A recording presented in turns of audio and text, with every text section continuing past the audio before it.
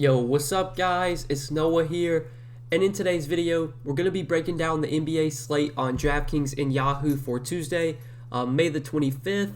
We got a 3-game Tuesday slate to go over. As always, guys, we're going to go game by game, talk about each game, talk about each team on this little 3-game slate. Just before we do get started with the breakdown, I would always appreciate it if you do click that like button down below. Also, be sure to click the subscribe button as well if you are new here, and click the notification bell so that way you do get notified every time I upload. You also do get notified every time I live stream. Once again, I should be live Tuesday afternoon, breaking down tonight's slate with you guys, answering all your questions as always. We do have another 7:30 Eastern lock time, so I will probably go live around, probably around 5:30 Eastern, same time I went live yesterday. So if you are free around 5:30 Eastern, you want to tune into my YouTube channel, I will be live breaking down the slate, answering all your guys' questions as always. But yeah, guys, be sure to hit the like button, hit the subscribe button, and let's go ahead and take a look at Tuesday's 3-game slate. So we'll start off with the Boston and Brooklyn game and start off on the Celtics side.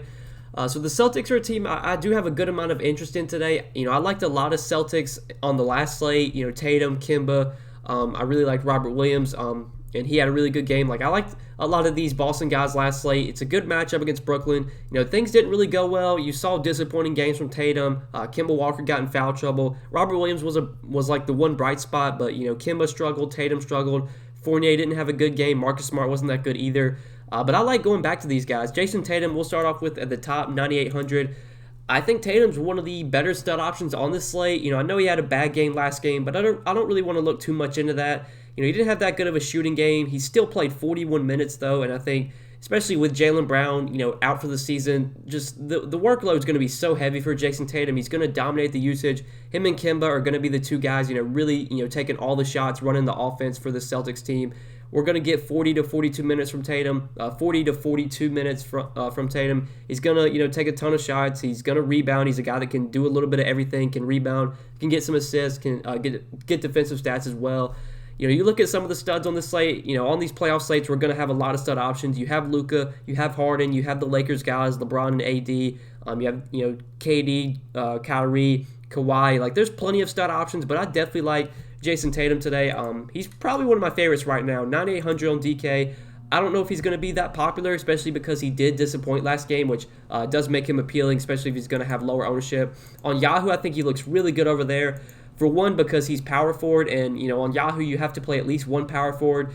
Really, your two options at the top are AD or Tatum, and then after that you're looking at guys like Marcus Morris, Blake Griffin, Jeff Green, Jay Crowder. Like, the power forward position's pretty bad on Yahoo. I think you probably want to try and pay up here if you can, and Jason Tatum is a guy I'll definitely be looking to on Yahoo at $44. I would expect a bounce back game from him.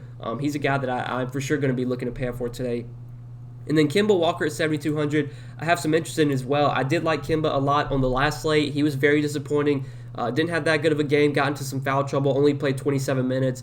But I'm fine going back to Kemba. Like I said earlier, with Jaylen Brown out for the season, we're going to see Kemba and Tatum really dominate the usage for this Celtics team. We know those guys are going to play big minutes. I would expect Kemba gets back to like 35, 36 minutes a day, as long as he's not in foul trouble again. The matchup's good. The price tag came down a little bit. I do like Kemba quite a bit on this slate. Now, Fournier and Smart, I'm not as interested in. Like, Fournier did play 39 minutes, but he only had 25 Draftkings points. He's just not that productive of a player, and his price tag at $6K feels about right. Like, he doesn't really stand out at this price point. He's scoring dependent. If he's not knocking down a ton of shots, he's not really going to do much. He doesn't really chip in with peripherals, so Fournier I'll probably be avoiding. Marcus Smart as well is like another guy that doesn't really produce the same as Tatum and as Kemba, just doesn't have the upside that those guys have. He's going to play a ton of minutes as well. Like, you're probably going to get 38 to 40 minutes from both Marcus Smart and Evan Fournier. So the minutes alone make them viable, but neither one have a ton of upside. I don't think I'm going to go to either one of those guys. I think Kemba and Tatum are the two guys I like at the top. And then for value, I do have interest in Robert Williams. He's 4,600, super cheap. He had a great game last game, played 23 minutes off the bench, had 43 Draftkings points, he almost had a double-double, had 11 points, 9 rebounds. He actually almost had a triple-double. He just needed one more rebound and one more block, and he would have had a triple-double with blocks, which is crazy. Huge game from Robert Williams. Obviously, we cannot expect 9 blocks again. That's definitely a bit of an outlier. But we know this is a guy that can be productive when he does get minutes. During the regular season, whenever he got time on the floor, he was always productive. This is a really good matchup against Brooklyn. It's one he's had a lot of success in, obviously in the playoffs, in that game. And then during the regular season, he was pretty productive against Brooklyn as well. I like Robert Williams a lot here. I think maybe with him playing so good last game, maybe they start him over Tristan Thompson. I'm not exactly sure, but regardless, I think we get, probably 23, 24 minutes again from Robert Williams. Most likely you're just going to see him and Tristan Thompson split the center minutes. Some games, maybe Thompson will play a little bit more. Some games, maybe Williams will play a little bit more. Given how well Williams played last game, I think, he's the guy that I definitely want to go to, especially because he's just a way better point per minute player. He's way more productive than Thompson is, so really do like Robert Williams. He's too cheap on DraftKings. I think at $4,600, he looks like a top value play today. Now on Yahoo, I don't think he stands out as much there because he's $22. He's definitely priced appropriately on Yahoo. I think DK is where he really stands out. But you could still play him on Yahoo. There are some other centers I do prefer though in that price range that we'll talk about. But that probably does it for me for this Celtics team. I think Kemba, Tatum, and Robert Williams are my three favorite plays. Fournier and Smart are viable, but outside of those, five guys, I don't see too much else I like on this Celtics team. Now, looking at the Nets side, I don't like too much on the Nets today. You have James Harden at the top for $10,200. Harden feels priced appropriately. With the big three healthy, last game we did see Harden put up 53 DK points in 36 minutes. We know Harden still has triple-double upside. He still can be very productive, even playing alongside KD and Kyrie, but his upside and his floor, well, he still has a very high floor, but I would say his ceiling is definitely capped playing alongside those guys. You're not going to get 80, 90 DraftKings points game from Harden like you did whenever those guys were out. I'd rather play probably Luka. I think I'd rather play Tatum for cheaper. We have Kawhi, who I really like, who's cheaper. I don't think I'm going to get to any of the big three from Brooklyn.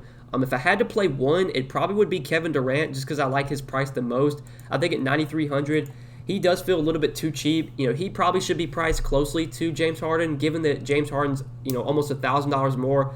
I'd rather take the savings and play KD. I think at $9,300, KD actually looks like a pretty good option. Now, if I can find the salary, I would rather play Tatum, just because I think Tatum's going to get more usage, and he probably plays a few more minutes as well. But Durant's definitely viable. Durant is probably my favorite play from this Nets team. Kyrie, I don't have that much interest in.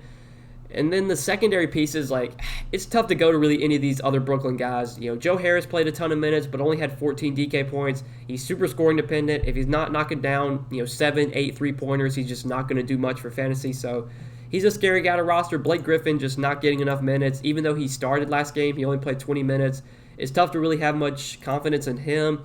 Bruce Brown's been playing well lately, but he only played 18 minutes last game, so he's a tough guy to roster as well. We just don't know how many minutes he's going to get. He really benefited whenever Harden and Kyrie were out. They definitely missed a lot of games this year. But now they're both healthy.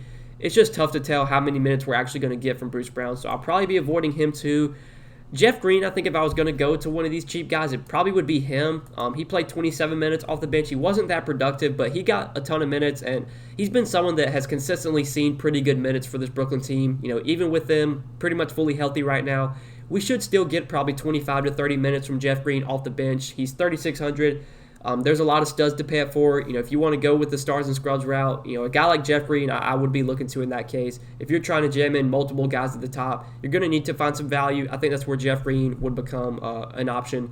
Obviously, he's not someone that I'm starting my lineup with. He's not someone I have much confidence in, but definitely playable because we know the minutes are going to be there, and he can be productive enough to give you a good score for $3,600. So I think Kevin Durant and Jeff Green are the guys I like most from Brooklyn, and probably not going to really go to anyone else on this team outside of those two guys.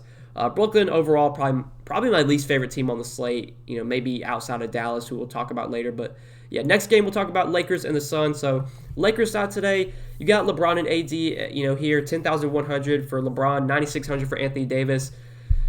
Starting off with LeBron at $10,100, I don't think I'm going to go to LeBron on this slate. I think I'd rather play Tatum. I think I'd rather play Kawhi for cheaper, who we will talk about. Obviously, LeBron's in play on a short 3-game slate, but there are some other studs I do prefer. I think I'd actually prefer Luka as well over LeBron. It's definitely close between those two. I do expect LeBron to play well here. I expect him to play a ton of minutes. He did lose a few minutes last game due to it being a blowout late in the game. I think they pulled him with 2 minutes left, so he was on pace to play around 38, close to 40 minutes. If this game's close, I think we do get around 40 minutes from LeBron. I would expect him to play well, with them being down 0-1, LeBron's going to have to step up here. The Lakers do not want to get down 0-2 to this Suns team, so the Lakers need to win this game. I think LeBron plays a ton of minutes. I think he's going to, really dominate the usage. We obviously know LeBron's a very high upside player, has triple-double upside, does everything. He scores, he rebounds, and gets assists. Between LeBron or Anthony Davis, I would definitely rather roster LeBron. I prefer a guy like Tatum over Anthony Davis. Anthony Davis, I think, will be probably one of the lower-owned studs. Like, out of all the guys at the top, like above 8K, I would say AD is probably going to be the lowest owned. Like, let's take a look at the studs today. So you have Luka, Harden, LeBron, AD, KD, Kyrie, Devin Booker, and then Kawhi. So out of like all those guys plus Paul George, it's going to be probably between Anthony Davis or Kyrie Irving. I would say, those probably going to be like the two lowest owned guys at the top. So if you want to play Anthony Davis just because he's going to be low owned, I guess you could do that. I still don't think I'm going to get to Davis on the slate. I just rather play so many other guys who we'll talk about, like Tatum, who we've already mentioned. I'd rather play Kevin Durant. I'd rather play, Luka. I'd rather play Kawhi. So don't think I'm going to get to Anthony Davis. And then outside of LeBron and AD at the top, there's just not a ton I like from this Lakers team. Andre Drummond feels cheap, but he only played 19 minutes last game. He was productive, but we're just not getting enough minutes from Drummond right now to where he can really be rosterable. Until we see him play more than 20 minutes, I can't go to Drummond at this price tag. Dennis Schroeder at 5,600, I think is a decent option. He played 34 minutes last game, had 24 DK points. With LeBron healthy now, with Anthony Davis healthy, the usage for Schroeder is definitely going to take a big hit. He's not going to be nearly as productive playing alongside those guys, but the price tag has come down to 5,600 to where I think Schroeder is definitely playable. He's not like a top option for me, but he would be viable. He'd be someone I'd have in my player pool if I was making a lot of lineups. And then a guy like KCP, I did like KCP for value last slate just because we had, so few value plays. I think, this is going to be another slate. Pretty much all these playoff slates are going to be slates where we don't have much value. So if you want to play KCP for 4,400, I'm totally fine with it. He played 35 minutes last game. Obviously, he only had 15 DK points. He did what KCP does. He's not going to do much outside of shoot threes, get defensive stats. He shot 2 for 9 from 3, or 2 for 9 from the field, 1 for 7 from 3. So anytime, KCP doesn't knock down his threes, like he's not going to give you a good score. But if he even makes a couple of those, you're looking at a pretty decent game from KCP. So just given the minutes, just given that he's cheap, I think KCP is definitely a playable value option. I do have some interest in him as well from this Lakers team. I think LeBron and KCP are my two favorite plays, and then I think AD's viable. I think Dennis Schroeder's viable. But that's probably it for this Lakers team. I don't see too much else I like here outside of those guys. So other side of this game, talking about Phoenix, a decent amount I do like from the Suns today. We'll start off with Devin Booker at the top. 8,100 on DraftKings. I think if this was a different slate and there was not so many other stud options, I would have a lot of interest in Booker. But when you have Kawhi priced closely to Booker, like I would just rather play Kawhi. I'd rather get up to Tatum if I can. I like Luka at the top, so I don't think I'm going to play Devin Booker on DraftKings, but on Yahoo, I do like Devin Booker a lot there. Yahoo's just, it's a totally different game. Yahoo, you don't have the dual position eligibility. Guys, you can only roster them at one position, so you have to play at least one shooting guard. And if you look at the shooting guard options, not a lot of guys you want to roster outside the top guys. Kyrie for $46, I don't think I'm going to pay up for. Paul George at $37, you could definitely go to. I'd rather roster Kawhi, though, over Paul George. And then you have Devin Booker at $31. I think given the savings, Devin Booker at $31 on Yahoo looks like a really good shooting guard option. He is definitely the guy I do want to be playing at the position if I can fit him in. If I can't get to Booker, I think KCP as a value play, $13 looks pretty good. But yeah, I do like Devin Booker a lot on Yahoo, just given no dual position eligibility. He's much more affordable there. We did get a massive game from Devin Booker last game. He played a ton of minutes. He played 45 minutes. Like, he nearly played the entire game. Devin Booker's a guy that he's a young guy. He can handle these heavy minutes. I think he got pushed a little bit more because Chris Paul got injured. I think with Chris Paul getting injured, they wanted Devin Booker out there. Like, they weren't gonna run. Or they weren't going to play without one of Booker or Paul on the floor. So once Paul got injured, it basically, Booker basically had to get out there and play. So do we get 45 minutes from Devin Booker again? Probably not, but I think we do still get like close to 40, if not around 40 minutes. 8,100. feels priced appropriately. I like him a lot more on Yahoo, where he's cheaper. You have to roster at least one shooting guard. I think Booker looks like a really good play on Yahoo, and he's definitely viable on DraftKings as well. Chris Paul, though, he burned me last slate. I had a lot of interest in Chris Paul. He was in my main lineup on both sides. The injury killed me. He got injured in that game. He was out for a few minutes. He did return, but he didn't look good at all. Like, after he returned from injury, he just didn't look fully healthy. He wasn't really taking a ton of shots. He only took 8 shots. He was, turning the ball over a good amount. It was just not a great game. Not a great game from Chris Paul.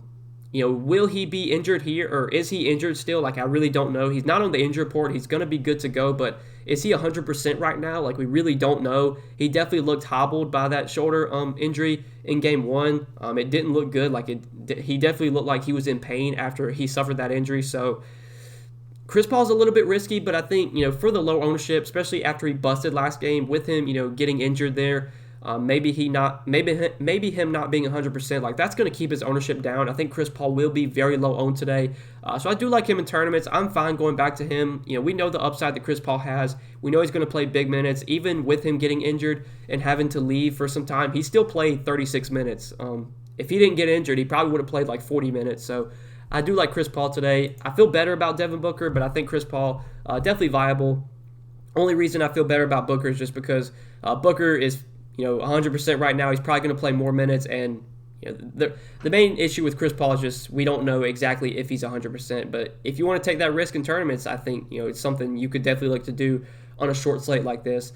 But then DeAndre Ayton, I think when you do factor in price point, DeAndre Ayton might be my favorite play from this Suns team. 6,100 on DraftKings, I think, is just way too cheap. On Yahoo, he's one of my favorite center plays. Only reason I don't like Robert Williams as much on Yahoo at $22 is because you have Ayton for $25, and I think if I can fit in Ayton, he's the guy that I definitely do want to be playing at center on Yahoo. So DeAndre Ayton was fantastic in Game 1 of the series. Played 37 minutes, was super efficient, just got a ton of buckets around the rim. I think he had a ton of offensive rebounds as well. Finished with 21 and 16 to go along with 1 block as well. 44 DraftKings points from Ayton in 37 minutes. The minutes have always been kind of the concern for Ayton. Like, they've kind of been up and down. We saw a lot during the regular season. Some games he played big minutes, then some games he'd only play like 30 minutes.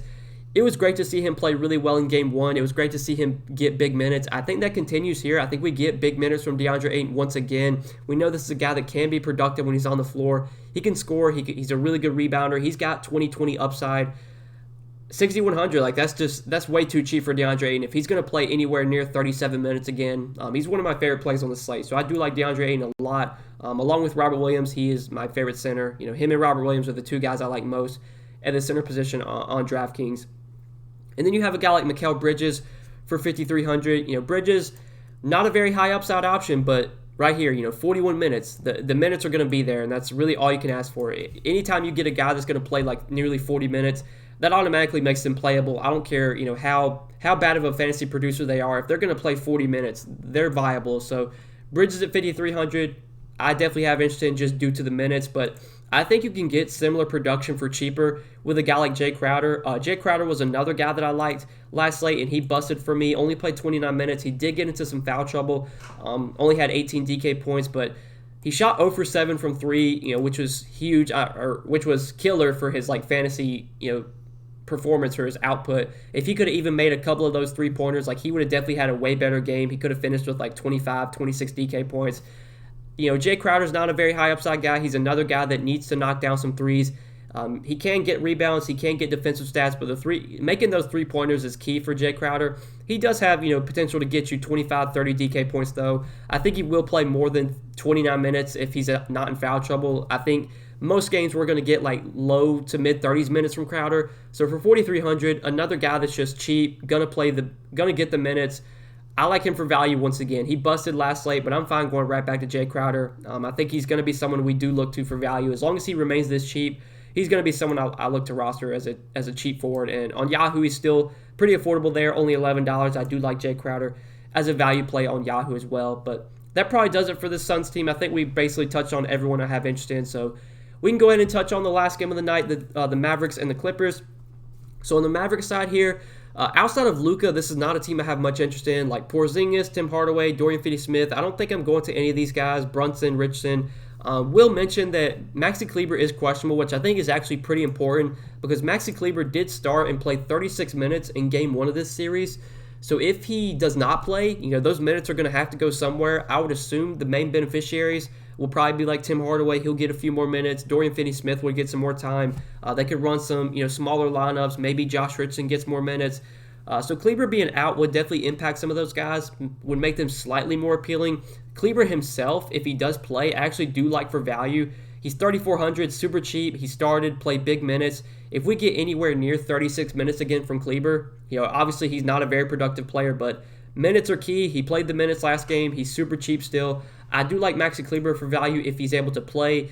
And then Luka at the top, 10,600. I think is one of the better stud options if you can fit him in. He had a massive game in game 1 of this series, played 41 minutes, had 71 DraftKings points, had a triple-double, 31, 10, and 11. The matchup's not great. This is definitely a spot where you would expect Luka to kind of struggle. This Clippers team is really good defensively. They have 2 elite defenders in Kawhi Leonard and Paul George, but Luka this season has been pretty much unguardable, and we know he's going to dominate the usage on this Mavericks team. Going to take a ton of shots. He's got peripheral, or he can get the peripherals. He's got triple-double upside. He's going to play massive minutes. For the savings, I think I'd rather roster a guy like Jason Tatum. I'd rather roster Kawhi Leonard for cheaper, but I think Luka is definitely a really good pay-up option today. It's hard not to like him on a short 3-game slate. But yeah, that probably does it for this Mavs team. I think Luka and Kleber, if he plays, are my 2 favorite plays from the Mavs. If Kleber gets ruled out, I think that would make Tim Hardaway more appealing. It'd make DFS more appealing. Richardson would be viable as well. But that pretty much does it for this Mavs team. Now, talking about the Clippers real quick before we do end the video. So on the Clippers side, Kawhi Leonard, the top 8,300. One of my favorite plays today. I think he's just way too cheap. He's too cheap on both sides. 8,300 on DK. On Yahoo, he's only $37 over there, so love Kawhi Leonard on both sides. We saw, playoff Kawhi in full effect. Game 1 of this series, played 41 minutes, had 56 DraftKings points, 26 points, 10 rebounds, 5 assists, 4 steals. Kind of had a bad shooting game. Like, he shot 40% from the field, which wasn't that bad, but he shot 16% from 3. Like, if Kawhi even had even better, if he had a slightly better shooting game, you would have got 65, close to 70 DraftKings points from him. Like, Kawhi in the playoffs is just a totally different player. The minutes are going to be through the roof. He's so underpriced right now. Like, Kawhi Leonard in the playoffs should be 10K. I said the same thing about Jimmy Butler on Monday, and that didn't really go well. But I don't think that's going to happen today. Like, I don't think we're going to get, a Jimmy Butler type of performance from Kawhi Leonard here. I expect another big game from him. I expect 50-plus DK points. 8,300 is just way too cheap. Kawhi looks like easily one of the top plays on the slate today. He's definitely my favorite play overall on this slate. And then outside of Kawhi, there are some other guys that I think are appealing on this Clippers team. Paul George busted last slate. He was very popular. He was only 7,800, had 39 DK points. I wouldn't say that he busted, but he definitely underperformed. I think Kawhi is going to be super, super popular. Paul George will probably get some ownership as well, but he will definitely be lower owned than Kawhi. So if you want to play Paul George and maybe fade Kawhi, you could do that. I prefer Kawhi between the two, but I think PG is definitely viable. You could play both Kawhi and PG together. I don't know if I would be doing that, but I think it makes some sense because both guys are underpriced right now. Kawhi should be close to 10K. Paul George should be close to 9K. You're still getting a huge discount on both these two guys. So I do have interest in both. And then Rajon Rondo off the bench, I have some interest in, 4,500. He played 24 minutes last game. It seems like Rondo's going to play like low to mid-20s most nights off the bench for this Clippers team. We know Rondo can be productive when he's on the floor. He can score. He can get rebounds. He can obviously get assists. He's a great passer. 4,500, he feels priced appropriately, but I think Rondo is a pretty decent value play if you do want to go to him at 4,500. If I were to take a shot on one of the Clippers guards between him, Reggie Jackson, or Beverly, I think it would definitely be Rondo. Reggie Jackson, he played 21 minutes, and then Beverly started, but he only played like 19 minutes or something. Yeah, 17 minutes for Beverly. So if I'm going to play one of those Clippers guards, it's definitely going to be Rondo. And then I do want to mention Nicholas Batum. I think Batum for 3,800 looks like a pretty decent value play today. He came off the bench but played 32 minutes. He's been someone that has been, pretty crucial for them off the bench. He's been really good in that bench role. He, played a pretty important role for them during the regular season off the bench. If he's going to continue to get, anywhere near 30 minutes, even if he, coming off the bench, I think Batum at 3,800, if he plays like close to 30 minutes again, is a really good value play at this price point. So, we've talked about a lot of cheap guys. for a 3-game slate, 3-game playoff slate, there's actually some guys under 5K that I think do look pretty good today. Robert Williams, Jay Crowder, obviously I like, but then we talked about some other guys that are cheap that I have interest in, like a Rajon Rondo, KCP. You could go to Batum for cheap. You got Maxi Kleber for cheap if he plays. Like there's some decent value plays. None of these guys are obviously, you don't feel great about some of these guys, but definitely some guys down here that are going to get the minutes and are cheap that I do like for value. So if you want to try and go with a multiple stud route today, I think it's definitely something you can do because there are guys below 5K that I think look like decent value plays. But yeah, guys, that does it for today's little 3-game slate. I hope you guys did enjoy this video. As always, if you did enjoy, be sure to click that like button down below. Click the subscribe button as well and hit the notification bell so that way you do get notified every time I upload. You also do get notified every time I live stream. Once again, I will be live Tuesday afternoon around 5:30 Eastern time. If you guys do want to come and hang out, I'll be live breaking down the slate, answering all your questions as always. But best of luck tonight, guys. Appreciate you watching the video. I hope you did enjoy. We'll see you in the next one. Peace.